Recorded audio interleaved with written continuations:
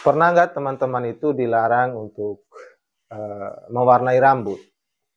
Dengan alasan mewarnai rambut itu adalah gayanya orang Korea.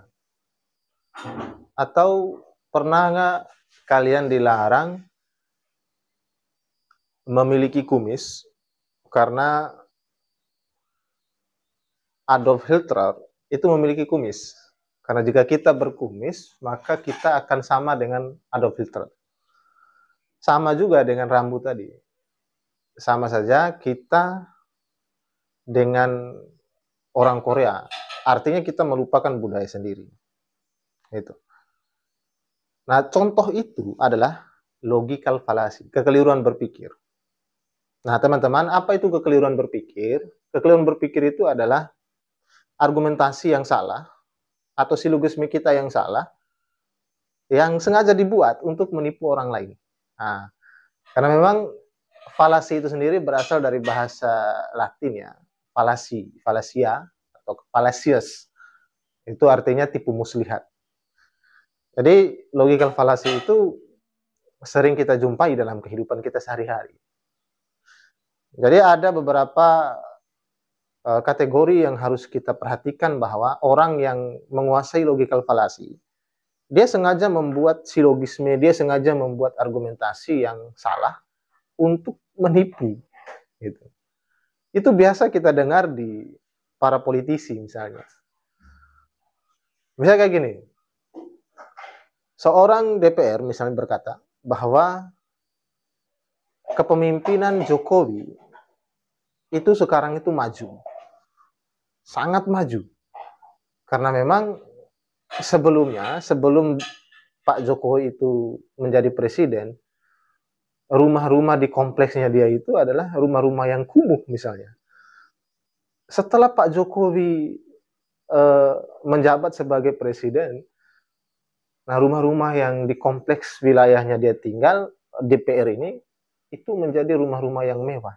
Nah, dia jadikan indikator itu. Padahal ada fakta lain yang menjadi hal yang tidak bisa terelakkan, yaitu walaupun rumah itu mewah, itu bukan indikator.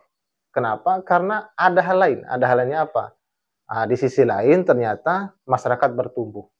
Yang kedua, masyarakat yang dulunya yang memang mungkin dia itu adalah rumah yang kumuh, adalah rumah yang dia temui itu adalah rumah yang kumuh, itu sebenarnya bukan rumah mereka, misal begitu.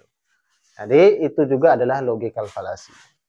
Jadi sebenarnya kalau teman-teman belajar logical fallacy, itu kemampuan teman-teman memanipulasi, menipu orang itu makin keren itu. Nah, kalau kita baca bukunya Fahrudin Faiz misalnya, yaitu Ihwal Sesat Berpikir. Terus ada buku Bobonet, yaitu Kitab Anti Bodoh.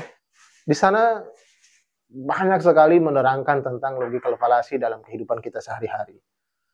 Gitu. Jadi logical fallacy, kalau kita pelajari, maka kita bisa menipu orang. Nah, tapi kalau kita tidak pelajari itu logical fallacy, maka kita yang tertipu oleh orang lain. Jadi pilihannya di mana? Teman-teman tinggal memilih deh. Mau pilih belajar logical fallacy atau tidak belajar logical fallacy. Gitu. Ya bisa saja kita, oh jangan belajar logical fallacy nanti kamu jadi penipu. Nah, atau daripada saya tertipu, lebih baik saya belajar logical fallacy supaya saya bisa membedakan mana yang salah, mana yang benar dengan argumen orang-orang ini. Gitu.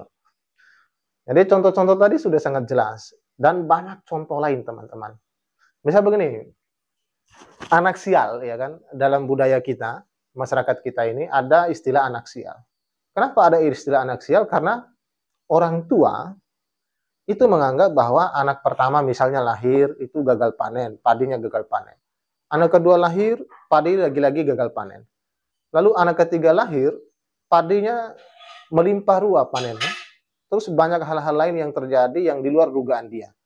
Jadilah anak ini anak yang diistimewakan, sekaligus anak yang pertama dan kedua adalah anak yang tidak diistimewakan, atau dalam istilah masyarakat kita adalah anak sial. Nah, ini salah satu contoh logical fallacy yang memang orang itu melakukan itu karena tidak belajar. Jadi kalau tidak belajar logical fallacy ini, konsekuensinya kamu akan terus-menerus melakukan logical fallacy. Dan kalaupun kamu belajar logical fallacy, konsekuensinya adalah kamu akan mudah menipu orang lain. Nah, di mana neracanya? Neracanya adalah kesadaran kita bahwa apakah betul, apakah bijak ketika kita menipu orang lain. Gitu. Memanipulasi sesuatu itu boleh-boleh saja pada saat tertentu. Kita ingin memanipulasi apa? Misalnya, kita ingin memanipulasi pasar, supaya harga naik, supaya permintaan melimpah, kita harus manipulasi dengan promosi-promosi dan sebagainya. Itu bagian daripada memanipulasi. Nah, makanya ada hubungan antara logical fallacy dengan kehidupan kita sehari-hari. Jadi, teman-teman, jangan terjebak dengan logical fallacy, dan perhatikan bahwa logical fallacy ini terus berkembang dan dengan gaya dan warna yang berbeda-beda dalam kehidupan kita. Jadi saran saya tetap belajar logical fallacy jika ingin bisa melihat atau bisa menilai kesalahan-kesalahan orang di luar sana atau kesalahan-kesalahan argumen para teolog, para filsuf atau para ulama misalnya.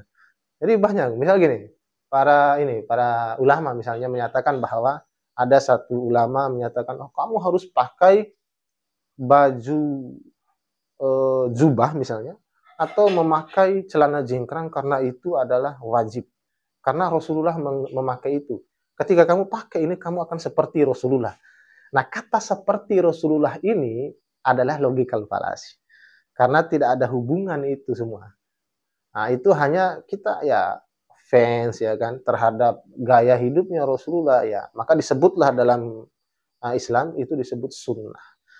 Oke teman-teman, itu beberapa pengantar saja tentang logical fallacy. Kedepannya kita akan bahas jenis-jenis logical fallacy itu. Nanti kita akan melihat dari 3 aspek. Yang pertama, logical fallacy yang formal. Ya, maksudnya logical fallacy yang formal ini adalah logical fallacy yang kesalahannya itu adalah kesalahan-kesalahan penyusunan silogisme atau argumentasinya berdasarkan kaidah-kaidah yang sudah kita pelajari dari video-video sebelumnya. Terus ada logical fallacy yang informal. Ya, logical fallacy yang informal ini adalah logical fallacy yang bisa kita temui dalam kehidupan kita sehari-hari. Terus ada logical fallacy yang secara bahasa dia salah gitu. Oke, semoga ini bermanfaat. Kita lanjut di video selanjutnya. Akhir kalam billahi taufiq wal hidayah. Wassalamualaikum warahmatullahi wabarakatuh.